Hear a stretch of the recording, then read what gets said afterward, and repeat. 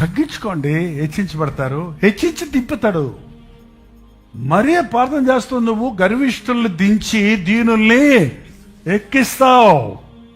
ఎప్పుడు మనసులో పెట్టుకోండి ఆ మాట. ఏ విషయంలో అయినా సరే, ఏ పొజిషన్లో సరే, యూ ఫస్ట్, ఐఎమ్ నెక్స్ట్. మీరు గొప్పవాళ్ళు. ఎప్పుడు చెప్తున్నావు ఆ మాట. ఎందుకు ఈ వాగ్వాదాలు, ఎందుకు డిస్ప్యూట్స్, ఎందుకు గొడవలు, ఎందుకు పోటీలు, ఎందుకు వాదనలు, ఎందుకు అలకలు?